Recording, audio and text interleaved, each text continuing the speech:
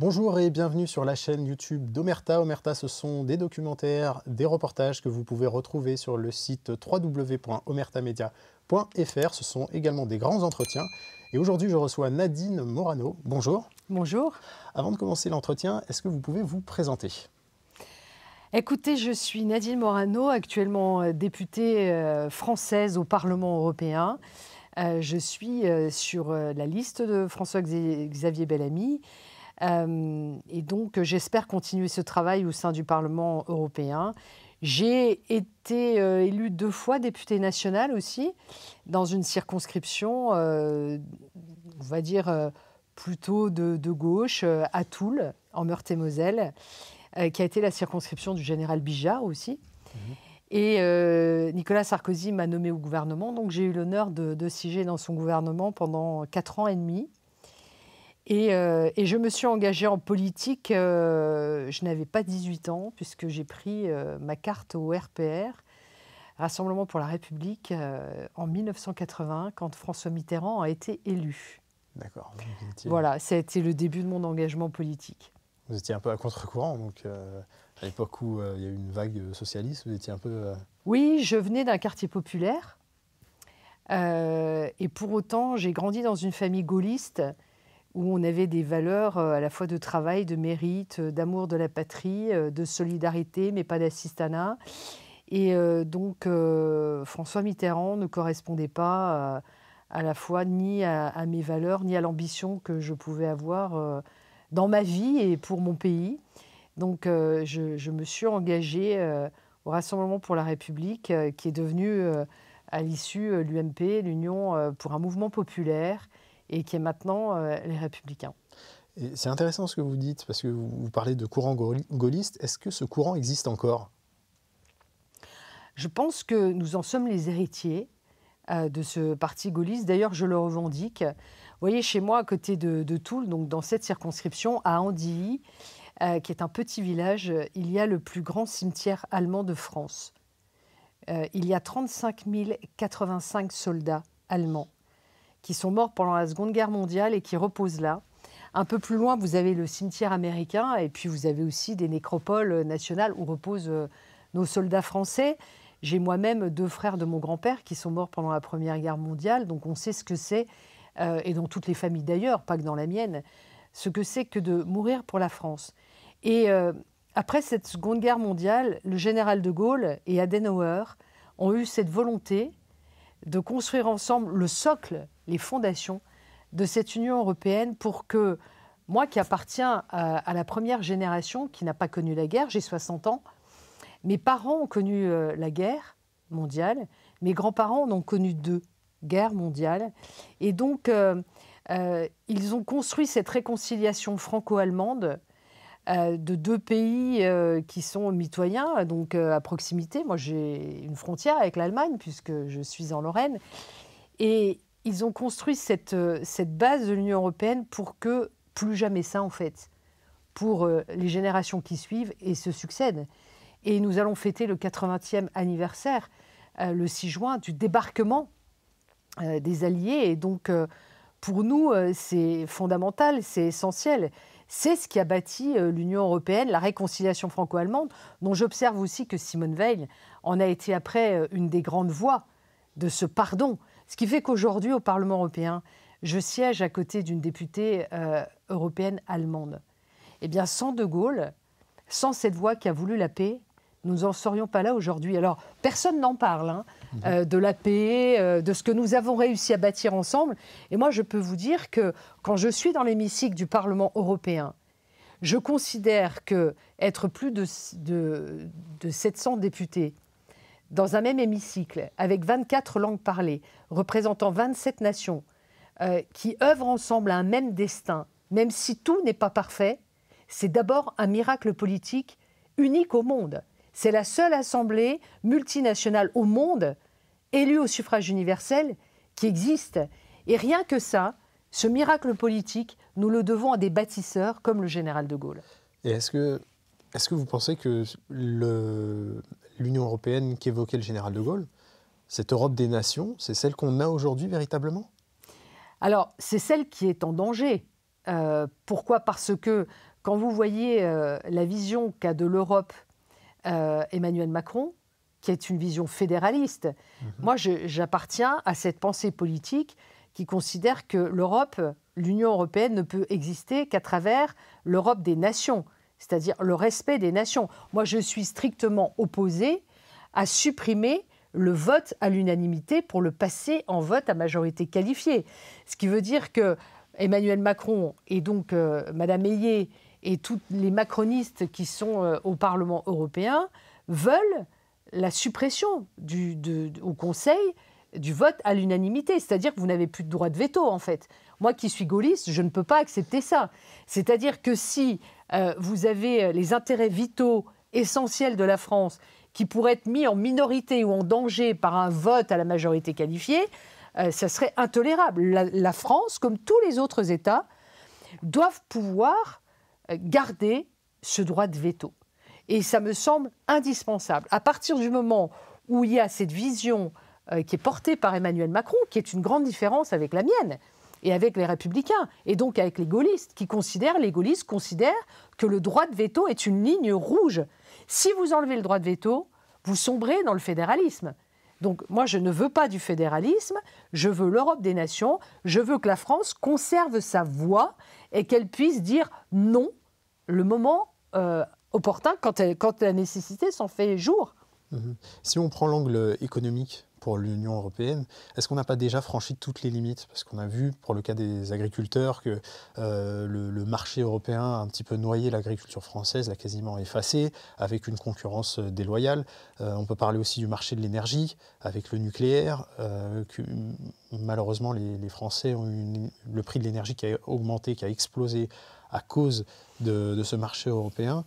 Est-ce que ces limites n'ont pas, elles n'ont pas été déjà dépassées de fait, et que ce dont vous parlez finalement, c'est peut-être de l'ordre du détail maintenant, puisqu'il n'y a plus d'économie nationale véritablement. Alors, non, on a ce marché unique qui a permis de prospérer et d'avoir... Vous savez, quand on regarde dans l'histoire cet élargissement de l'Union européenne, qui a permis d'ailleurs de monter le niveau de vie de l'ensemble des pays de l'Union, vous n'avez plus, par exemple, d'immigration en provenance d'Espagne, du Portugal. Au contraire, il y a même de la réémigration. Des gens repartent s'installer au Portugal, voire même des retraités de chez nous partent s'installer au Portugal. On a un marché avec 450 millions de consommateurs, à peu près. Bon. Ce marché unique a été une véritable avancée, mais il a des failles. Et ces failles, quelles sont-elles? Ces failles, c'est qu'on a été un marché ouvert.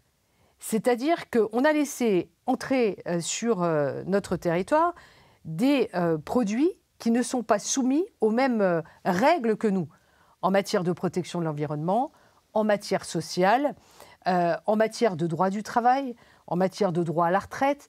Ce qui veut dire que vous avez des produits, à prendre votre t-shirt, par exemple, je trouve que le secteur du vêtement, le secteur du textile plus largement, est un bon exemple de ce qui a montré que être un marché ouvert à des pays qui sont dans une concurrence clairement déloyale parce qu'ils ne sont pas soumis aux mêmes contraintes que nous, fait qu'on a privilégié le consommateur par rapport aux travailleurs. Et on a détruit notre filière du textile parce que vous avez des t-shirts aujourd'hui qui sont fabriqués par une main-d'œuvre qui n'est pas du tout le même coût que le nôtre. Le coût de la main-d'œuvre, c'est quelque chose d'important chez nous parce que nous avons une protection sociale, un niveau de retraite, un niveau de salaire, un niveau de salaire minimum. Et quand vous avez des produits qui arrivent de Chine ou d'autres pays comme l'Inde, eh bien, vous n'avez pas les mêmes obligations, voire même les mêmes obligations environnementales. C'est pour ça que nous avons mis en place la taxe carbone, c'est pour ça qu'il nous faut protéger nos produits, c'est-à-dire que l'échange intra-européen, nous devons le privilégier, mais nous devons protéger nos produits de cette concurrence déloyale extérieure. Donc, moi, je crois à l'échange juste, au conditionnement de nos relations commerciales. On ne peut pas avoir des échanges commerciaux avec des pays qui ne respectent pas les mêmes normes que nous. Voilà. Donc ça, pour moi, c'est extrêmement important. C'est d'ailleurs pour ça que je ne vote pas au Parlement européen les accords de libre-échange. Moi, je veux du juste échange et pas du libre-échange. Et donc, à partir du moment où on s'aperçoit que dans des accords, il peut y avoir un déséquilibre sur certains secteurs, il faut des clauses miroirs, il faut regarder de quelle manière nous pouvons avoir un échange commercial qui soit un échange juste. Comment, prenons l'exemple du textile, comment l'Union européenne, dans une économie complètement globalisée, peut peser en face de pays comme la Chine ou d'un continent comme l'Asie qui est le producteur textile qui va déverser ses marchandises en Europe et pour lesquels nos producteurs ne peuvent pas faire concurrence par rapport au prix de la main-d'œuvre. Mais c'est à nous à protéger. Vous savez, c'est ce qu'on a fait en mettant en place la taxe carbone. C'est-à-dire que bon, on ne peut pas importer comme ça des produits chez nous qui arrivent sur notre territoire de n'importe quelle manière. Nous avons aussi, je vous le dis parce que tout à l'heure vous me parliez d'énergie. Attention, il y a une chose qu'il faut bien comprendre, c'est qu'on a tendance toujours à faire peser sur l'Union européenne les défauts de nos propres systèmes. Vous parliez de l'énergie tout à l'heure. Qu'est-ce qui fait que, alors que la France était un pays dans lequel le coût de l'énergie était un des moins chers d'Europe, moins cher que l'Allemagne, 30% de moins, ce pays qui était à la pointe, d'ailleurs grâce au général de Gaulle, on y revient, avec notre filière nucléaire, qui était un fleuron.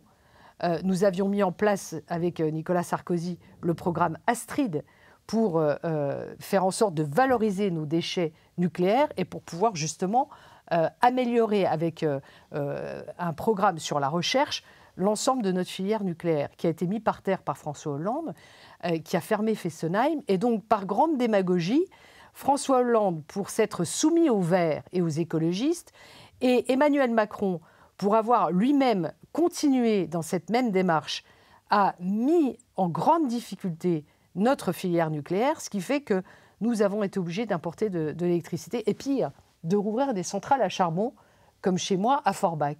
Donc, voyez-vous, je veux dire, c'est pas de la faute de l'Union européenne, là. C'est de la faute de la France. Il y a aussi la volonté de je ne devrais pas dire libéraliser. c'est de la faute de la France, pardon, je me suis mal exprimée. C'est de la faute de ceux qui dirigent notre pays, parce que ce n'est pas la faute de la France. C'est de la faute de ces politiques qui ont été mis en œuvre jusqu'à fermer Fessenheim. C'est gravissime. Donc, vous voyez, la vision, en fait, gaulliste, quelle était-elle? La vision gaulliste, qui est la nôtre et que nous portons, c'était d'abord d'assurer à nos compatriotes français la sécurité, l'autonomie alimentaire, énergétique, sécurité alimentaire et sécurité en matière sanitaire. On s'aperçoit aujourd'hui que nous avons des fragilités en matière énergétique, puisqu'on a, je vous l'ai dit, porté fortement atteinte à notre filière nucléaire, qui était un des fleurons, et qu'aucun président de la République, jusqu'à François Hollande, s'était permis de remettre en cause. Aucun. C'est-à-dire que même François Mitterrand a préservé notre filière nucléaire. Nicolas Sarkozy, évidemment, a continué à préserver notre filière nucléaire. Il y aura fallu François Hollande, d'ailleurs pour faire chuter Nicolas Sarkozy à l'élection présidentielle, de faire un accord avec les Verts, et Emmanuel Macron de conserver cet accord avec les Verts pour sacrifier Fessenheim, quand j'entends certains ministres issus de ma famille politique, notamment Édouard Philippe. Édouard Philippe, quand même, qu'on dit présidentiable, être au banc à l'Assemblée nationale, être Premier ministre et assumer la fermeture de la centrale nucléaire de Fessenheim. C'est scandaleux. Et même Bruno Le Maire, d'avoir accepté, alors qu'il venait de notre famille politique, de mettre par terre notre filière nucléaire, jusqu'à avoir un nombre important de réacteurs nucléaires qui n'étaient plus en usage, en fonction, en sachant qu'à l'heure actuelle, on manque de personnel formé, on manque de pièces détachées pour faire fonctionner nos centrales nucléaires. C'est digne de la France, ça? Donc, plutôt que de regarder pourquoi est-ce que d'un côté, on accuse l'Union européenne, regardons d'abord quelle est la responsabilité des dirigeants français qui fait qu'on est obligé d'importer de l'électricité, que d'un point de vue alimentaire, on met en danger nos producteurs et nos agriculteurs, parce qu'au Parlement européen, les élus d'Emmanuel Macron ont voté le texte Farm to Fork, de la ferme à la fourchette, qui fait qu'on réduit notre production agricole, alors que les Américains augmentent leur production agricole de près de 20%. L'Union européenne, avec cette stratégie portée par M. Canfin, ancien ministre de François Hollande, qui est aujourd'hui sur la liste de Mme Hayé, qui a mené toute cette stratégie de décroissance agricole, est sur la liste des macronistes. Nous avons voté contre le texte de la ferme à la fourchette. Nous avons voté contre le texte restauration de la nature, qui là aussi mettait en jachère plus de 10 à 20% de nos terres, à la fois agricoles et de nos terres proches des espaces des océans. C'est lamentable. Il y a une responsabilité de l'Europe aussi, dans la politique agricole commune, mais aussi sur la question de l'énergie, mais avec vous n'avez la pas REM, un agriculteur. la libéralisation de l'énergie. Vous savez, je vis dans un territoire agricole, rural. Vous n'avez pas un agriculteur qui vous dit qu'il faut sortir de la PAC. Aucun. Donc, nos agriculteurs français sont attachés à la politique agricole commune, qui les aide, les protège. Et j'observe qu'on a de moins en moins d'agriculteurs, par ailleurs, et que le vrai problème qu'on devrait se poser, vous savez, l'enjeu, quel est-il? Notre alimentation, c'est la base. Notre alimentation, donc défendre nos producteurs, nos agriculteurs, leur permettre de produire, leur permettre d'avoir des produits phytosanitaires efficaces et des alternatives quand on leur dit il faut supprimer tel ou tel produit. L'alimentation, 1. Grâce à l'Europe, on a permis d'avoir une traçabilité alimentaire. Donc, si il y a un problème en matière de production agricole ou en matière de production de viande, on sait exactement avoir une traçabilité alimentaire. Donc, la sécurité alimentaire, elle a été assurée aussi grâce aux normes qu'on a mises en place vers nos producteurs. Donc, l'alimentation, c'est le point 1. Le point 2, c'est de permettre aux gens d'avoir une électricité, du chauffage à un coût accessible. Donc ça vient par nous permettre à nous, Français, qu'il y ait une connexion de l'ensemble de nos systèmes. Je trouve que c'est important. Mais à nous, Français, nous sommes très en retard sur les renouvelables. À nous, Français, d'avoir une filière nucléaire qui soit de niveau à nous assurer d'abord une énergie propre, décarbonée, et en même temps puissante pour nos usines. Moi, j'habite pas loin de Cattenom. Nos usines ont besoin de cette énergie puissante qui produit H24. J'ai chez moi, à côté de Toul, la plus grande centrale solaire au monde jusqu'en 2014, puisqu'il y a 1,3 million de panneaux photovoltaïques, mais qui produit le jour et qui ne produit pas la nuit, on est d'accord.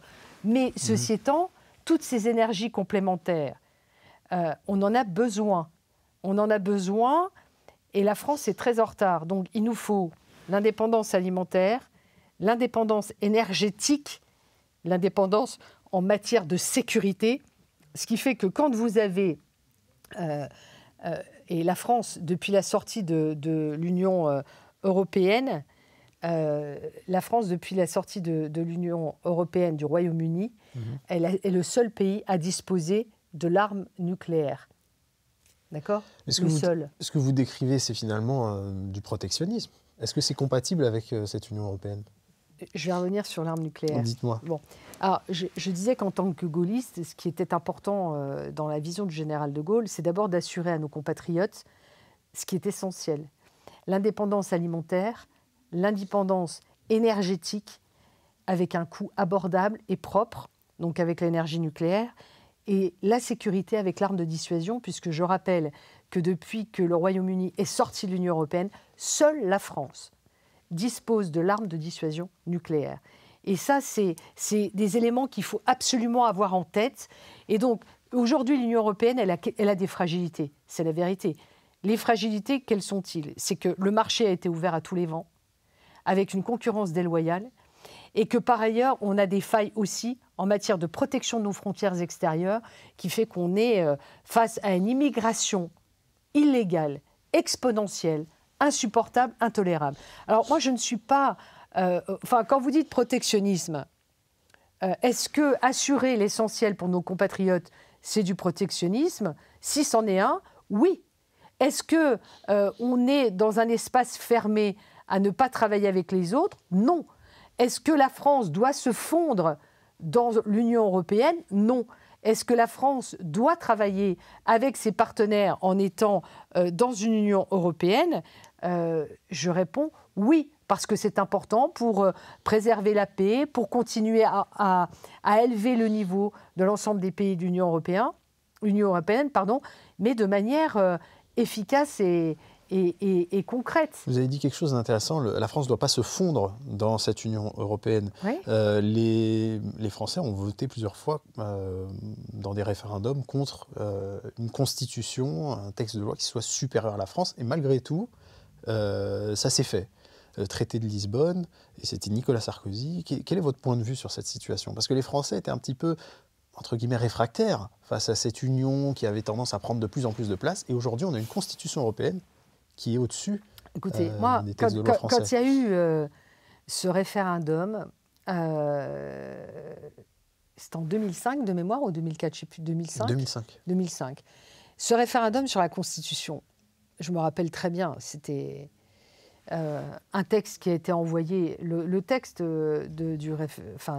lui-même, la Constitution a été envoyée chez tous les électeurs, un texte très compliqué qui renvoyait à de multiples articles. Et je pense que ce débat n'a pas été très bien organisé, en fait. Et je pense que, comme souvent sur les référendums, ça a été plus ou moins ne pas répondre à la question, mais répondre sur un enjeu plus national qu'européen. Quand il y a eu l'élection présidentielle de 2007, Nicolas Sarkozy avait posé ce débat sur la table et avait dit que, sur la base de cette constitution, qui serait modifiée à travers le traité de Lisbonne, il y aurait un vote par voie parlementaire. Ça n'a pas été fait dans le dos des Français. Contrairement à ce que j'entends souvent dans les médias, on a l'impression qu'on a trahi, trompé les Français, mais ce n'est pas vrai. Ça fait partie du débat présidentiel de l'élection de 2007, à tel point même qu'il y a eu cette question au cours de ce débat face à Ségolène Royal. Et donc, je me rappelle très bien que Nicolas Sarkozy a évoqué le sujet en disant qu'il y aurait un vote par voie parlementaire. Les Français ont élu Nicolas Sarkozy avec ce débat qui a été spécifique, qui a été mis sur la table au cours du programme présidentiel. Ça a été voté par les Français. Nicolas Sarkozy a gagné l'élection à 53% des voix. Donc rien n'a été fait dans le dos des Français.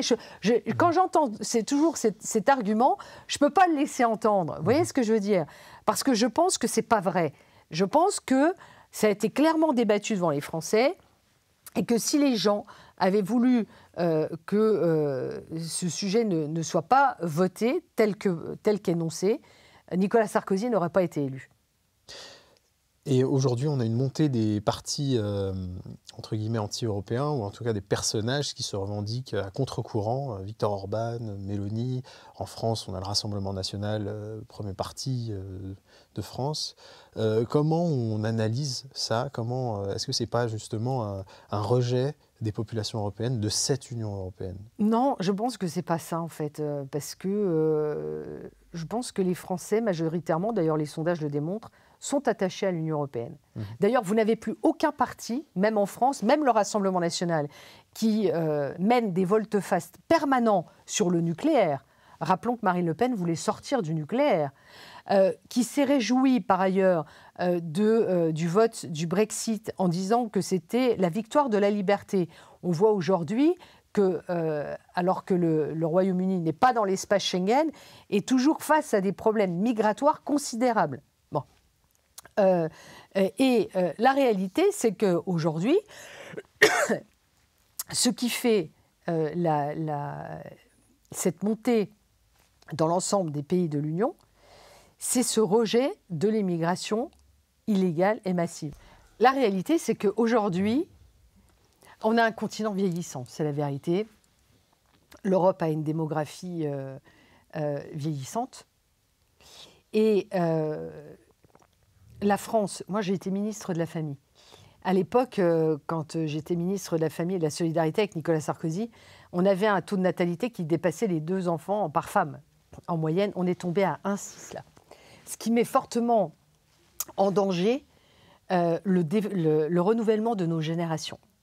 Bon, l'Allemagne, l'Italie, c'est pareil. On a un continent qui est vieillissant. À côté de ça, on a une poussée migratoire exponentielle. Et je pense que les peuples européens veulent rester ce qu'ils sont. Je suis allée au Danemark. Les Danois nous disent qu'ils veulent rester Danois. Ils ne sont pas favorables à une immigration zéro. Ils ne veulent pas être envahis. La réalité, c'est qu'aujourd'hui, avec l'immigration que nous avons, les peuples, et notamment les plus exposés, comme la France ou l'Italie, voient que leur pays change. Et n'en veulent pas. Et ne veulent pas que leur pays change. Je suis allée à Lampedusa, je suis allée au Danemark, je suis allée en Grèce. J'ai vu concrètement comment se passent ces phénomènes d'immigration. Et où on voit, notamment à Lampedusa, le maire qui vous dit « Écoutez, merci d'être venu hein. ». Il y a beaucoup de délégations qui viennent. Mais au final, rien ne change. La morgue est saturée. Le cimetière est saturé. Notre traitement des eaux est saturé. Le traitement des ordures ménagères est saturé.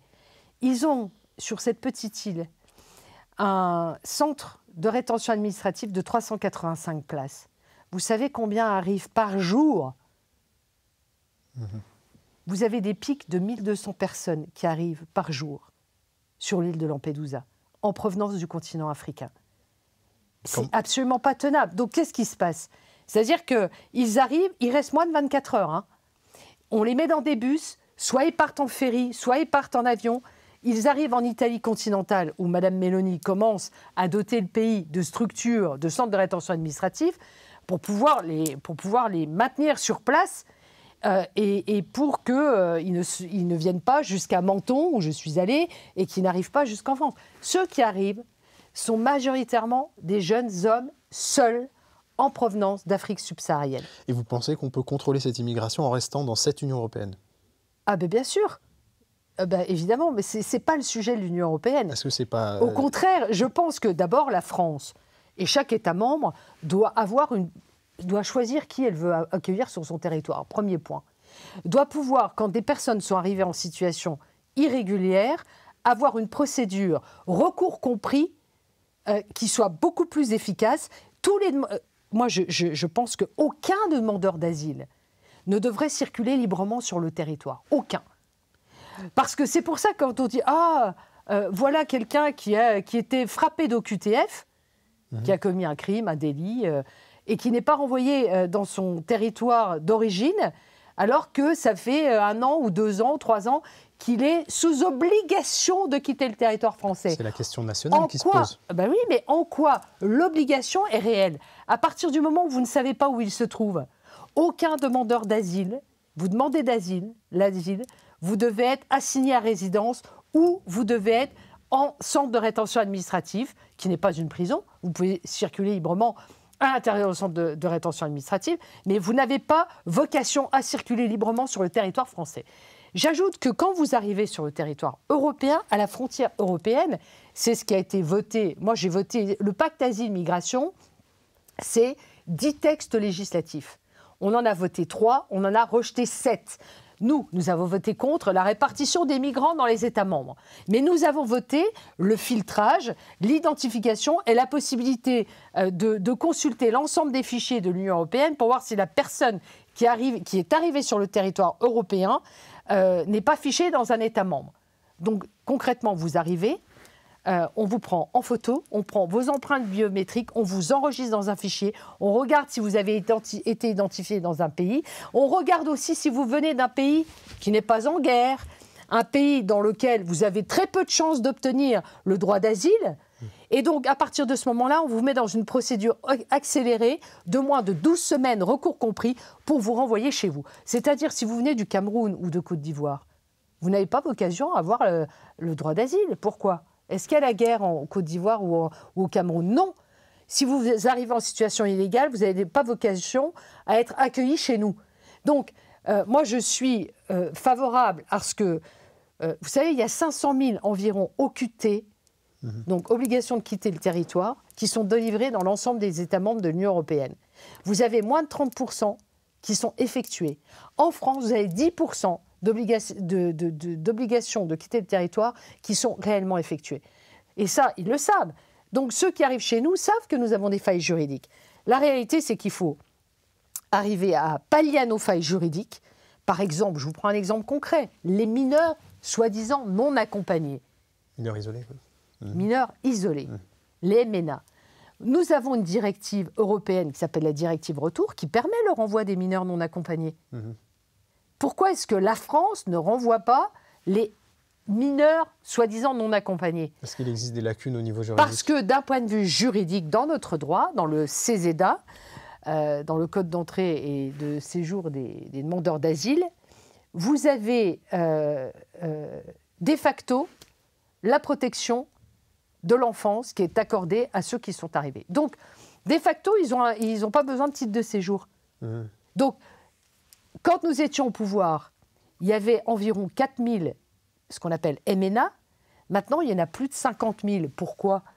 Parce qu'ils ont compris qu'il y avait une faille.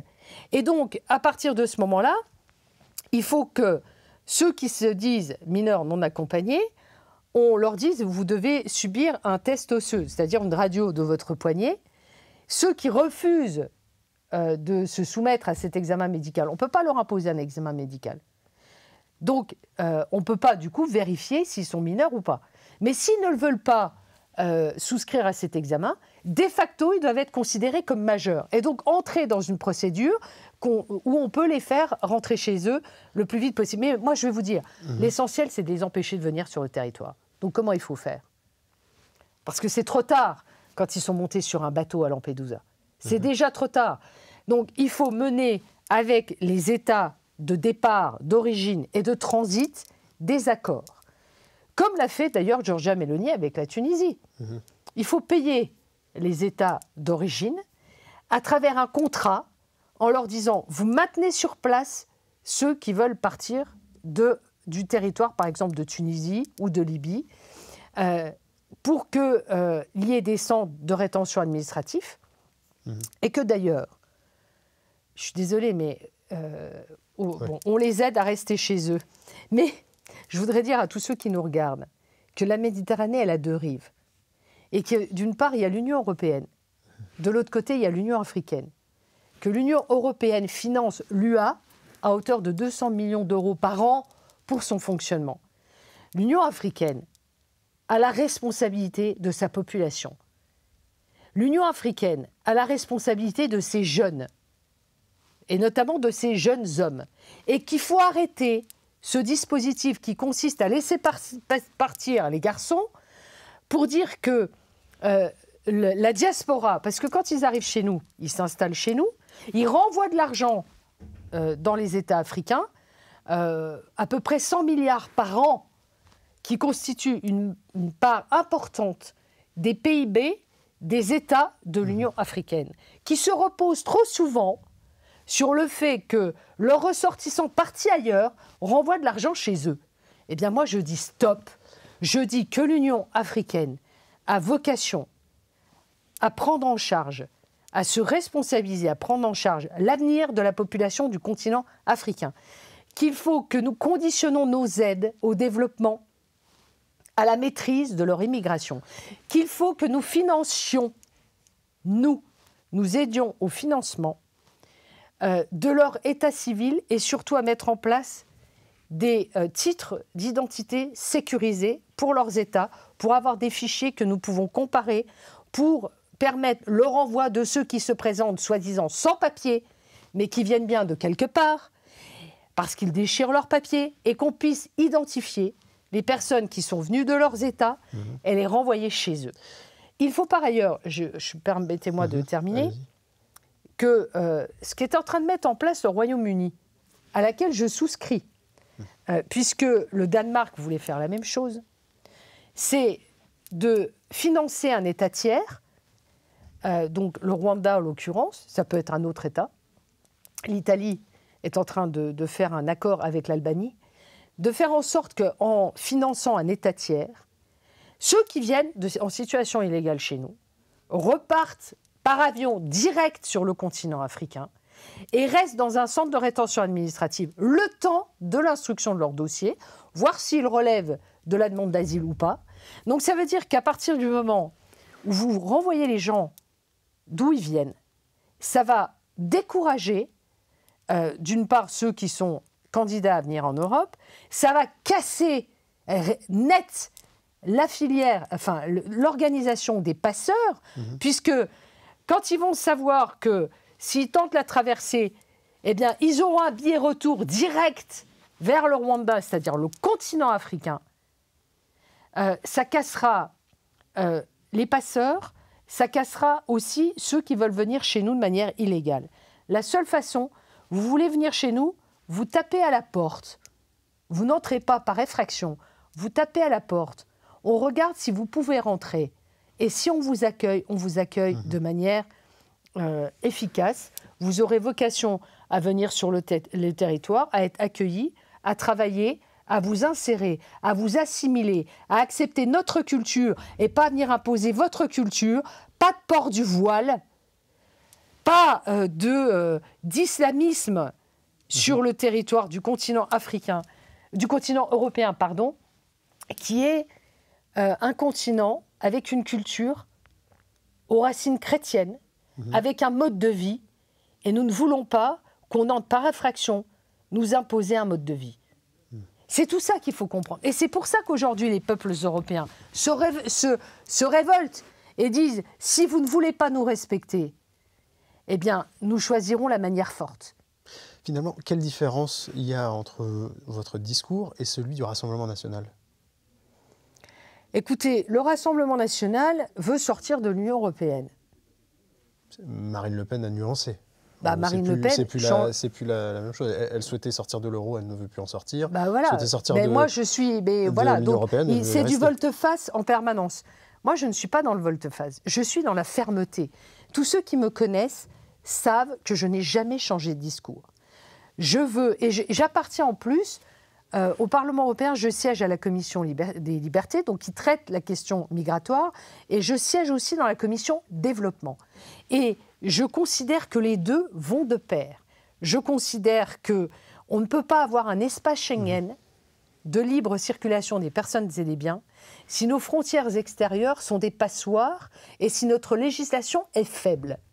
Ça veut dire que, comme je l'ai expliqué, moi je ne veux pas sortir de l'Union européenne, je ne veux pas sortir de l'euro, je ne veux pas sortir de l'espace Schengen, mais je veux répondre avec fermeté à ceux qui veulent venir chez nous par infraction ou ceux qui veulent, comme M. Macron.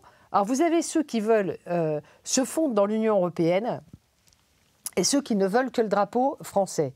Moi, je considère que la France doit avoir son drapeau français et derrière le drapeau européen. Nous appartenons à un bloc, alors que la France représente 0,85% de la population mondiale. Nous devons être forts dans l'Union européenne. Mais ce discours que tient aujourd'hui le Rassemblement national, qui s'apparente au mien sur la gestion de la question migratoire, mais par exemple, vous voyez, le Rassemblement national, en commission Libé, a voté pour le filtrage. Le texte du pacte asile-migration, ils avaient voté pour le filtrage. En séance plénière, ils ont voté contre, ce qui est une incohérence totale. Comment voulez-vous dire nous apportons une procédure accélérée quand vous n'êtes pas fichu de filtrer les gens? Donc, vous devez filtrer les gens et vous devez les décourager de venir. Celle qui dit que depuis le départ, vous n'entendez jamais Jordan Bardella parler de l'Union africaine. Moi, je parle de l'Union africaine. Je dis que nous devons travailler ensemble. Nous devons leur apporter les moyens de mieux gérer leurs frontières, notamment par exemple à la Tunisie, qui a une frontière avec l'Algérie, une frontière avec la Libye. Comment est-ce que quand je suis sur le bateau des gardes-côtes italiens à Lampedusa, au large de Lampedusa, quand je vois une embarcation sur les radars que j'ai filmés, je vois que le bateau, une embarcation avec 42 personnes dessus, est à 50 km des côtes de Lampedusa, de Sfax, qui est donc dans les eaux de sauvetage tunisiennes. Comment est-ce que l'Union européenne travaille avec la Tunisie pour avoir des éléments techniques et des gardes-côtes qui travaillent ensemble pour que ce bateau qui est à proximité de Sfax reparte à Sfax? Comment est-ce qu'on protège, on aide la Tunisie à se protéger avec la frontière algérienne et la frontière libyenne pour que toutes ces populations qui viennent d'Afrique subsaharienne n'entrent pas en Tunisie? Mais certains pourraient vous dire qu'il y avait un verrou pendant un temps qui était la Libye, et que ce verrou a été rompu et que ça a du coup permis une autoroute pour ces migrants jusqu'en Europe. Non, parce qu'on a passé des accords et on a financé d'ailleurs les gardes-côtes libyens. Comment est-ce qu'on aide les gardes-côtes libyens? Comment est-ce que l'Union européenne, en toute transparence, dispose de centres de rétention administrative, donc de camps en Libye, financés par l'Union européenne, qui permettraient de garder ces populations hors Union européenne, hors territoire européen et sur le continent africain. Il faut arrêter de parler de verrou. On a travaillé avec la Libye, même si ce n'est pas un pays stable, c'est la réalité, mais on a travaillé avec la Tunisie. La Tunisie a commencé à améliorer ses dispositifs. Comment est-ce qu'on fait pour travailler avec les pays d'Afrique subsaharienne? Comment est-ce qu'on améliore aussi les dispositifs en Côte d'Ivoire, en Cameroun, au Gabon? Enfin, je veux dire, il y a des possibilités. Il y a des possibilités. Et puis, à un moment, on peut pas... Le citoyen européen ne peut pas payer deux fois. On ne peut pas payer pour le développement et payer pour accueillir des gens qui viennent illégalement sur notre territoire. Et je suis la seule à parler de l'Union africaine. D'ailleurs, celui qui avait mis en place et qui avait commencé à bâtir toute cette structure indispensable d'aide au développement, de responsabilisation. Moi, je crois au développement du continent africain. Je pense que c'est une des clés, même pour notre PIB. Et je crois à ce grand plan aussi d'électrification du continent africain. C'est Nicolas Sarkozy qui avait mis en place l'Union pour la Méditerranée, qui après a été abandonnée. La Méditerranée, elle a deux rives. Nous avons deux continents voisins. Nous devons aider, mais concrètement, les citoyens africains à vivre chez eux, parce que ce qu'ils veulent au départ, c'est vivre chez eux. Mais quand vous avez une démographie comme au Niger, qui explose, qu'est-ce que vous faites? Enfin, je veux dire, si vous n'apportez pas une réponse concrète en matière de développement, vous ne vous en sortez pas. Une dernière question sur le sujet des élections européennes. Le parti qui semblerait sortir en tête et qui sera en tête sera le Rassemblement national. En 2027, a priori, Marine Le Pen sera au second tour. Et c'est la plus proche de ce que vous dites, de votre discours. Est-ce que vous envisagez une alliance entre les LR et le RN? Mais vous savez, regardez, par 2 fois, voire même par 3 fois, le Rassemblement national a gagné les élections européennes. Je le dis à tous ceux qui nous écoutent. Qu'est-ce que ça a changé concrètement pour eux dans le fonctionnement de l'Union européenne? Rien. Mais vraiment, rien. La réalité, c'est que si on veut transformer l'Union européenne, il faut qu'on ait, nous, une délégation française qui soit puissante pour représenter la France. Le Rassemblement national catalyse le mécontentement. D'ailleurs, j'observe que c'est de la faute d'Emmanuel Macron, puisque M. Macron, avant 2019, en 2014, les élections européennes, c'était un scrutin régional.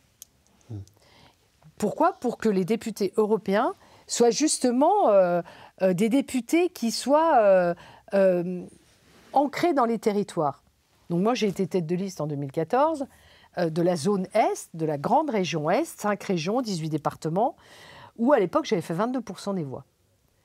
Monsieur Macron, qui n'avait pas d'accroche territoriale, puisque En Marche, à l'époque, il y a Il n'y a pas d'élus locaux. Enfin, ça n'existe pas. En Marche est un parti 2.0, en fait. Il a voulu un scrutin national. 2019, premier scrutin national, pour en faire un enjeu national, et donc un enjeu qui est devenu, puisqu'il se le prend en retour, en boomerang dans la figure, un référendum contre Macron. 2019, Jordan Bardella gagne les élections. Il arrive avec plus de 30 parlementaires. Là, on le dit en tête. Qu'est-ce qui a changé depuis qu'il a été élu au Parlement européen en gagnant? Rien. Est-ce qu'ils ont gagné l'élection présidentielle derrière? Non. Est-ce que là, Jordan Bardella, qui, encore une fois, catalyse la colère des Français contre Emmanuel Macron? Ça marche d'ailleurs. Vous avez vu comment ça marche? Puisque, on le dit encore une fois, en tête dans les sondages. Mais là, les gens ont un tel ras-le-bol de la politique d'Emmanuel Macron, qui va d'ailleurs faire un débat, M. Bardella va faire un débat avec le Premier ministre. Forcément, c'est devenu, malheureusement, non plus un enjeu européen, mais un enjeu pour ou contre Emmanuel Macron. Alors je dis à tous ceux qui nous regardent, si vous voulez voter contre Emmanuel Macron, mais en ayant une vraie politique gaulliste, c'est de voter pour la liste de François-Xavier Bellamy. Je le dis très concrètement. N'espérez pas voir Marine Le Pen élue dans quelques années. C'est faux. Moi, je reviens quand vous voulez, après les élections présidentielles. Je vous le dis, Marine Le Pen ne sera pas élue présidente de la République. Mais en termes de participation, il y a quand même plus d'engouement, même si la participation est encore modérée pour les élections présidentielles en 2027. Ceux qui sont le plus proches de ce que vous dites, c'est le RN. Moi, je crois qu'on ne bâtit rien sur la colère. Je crois qu'on bâtit sur un vrai projet. Je crois que les Français attendent des responsables politiques. Alors, vous savez, j'entends parler d'union des droites. Alors, quand j'entends parler d'union des droites, en général, ceux qui parlent de l'union des droites sont les premiers à la diviser, à la couper en morceaux. Moi, je crois que les Français attendent l'union des Français. Ils attendent quelqu'un qui incarne une politique de fermeté. Les gens, ils me parlent de leur pouvoir d'achat, de leur santé, de pouvoir accéder à une maternité de proximité, de pouvoir avoir accès à des soins dentaires ou de pouvoir aller chez un ophtalmo à proximité. Et quand ils voient qu'aujourd'hui on dépense 1,3 milliard d'euros pour l'aide médicale d'État pour des gens qui ne cotisent pas et qui sont des étrangers en situation irrégulière, ils en auront le bol en fait. Et donc c'est à tout ça qu'il faut répondre. Si on arrive à leur donner une réponse concrète, les gens verront bien que la crédibilité, c'est important dans le débat public. Et moi, je ne crois pas au volte-face permanent. Et la réalité, c'est que le Rassemblement national voulait sortir de l'Union européenne, sortir de l'euro, se réjouissait de voir le Brexit, qui au final n'a pas marché. Sinon, on arrive à dire, voilà, dans la constance, quelles sont nos propositions, comment on pourra assurer votre sécurité, comment on pourra assurer la maîtrise de l'immigration, les gens reviendront vers nous. Très bien. Merci, chers abonnés, de nous avoir suivis une nouvelle fois sur la chaîne YouTube d'Omerta. N'oubliez pas que vous pouvez retrouver tous nos contenus sur le site www.omertamedia.fr. Et je vous dis à très bientôt. Merci.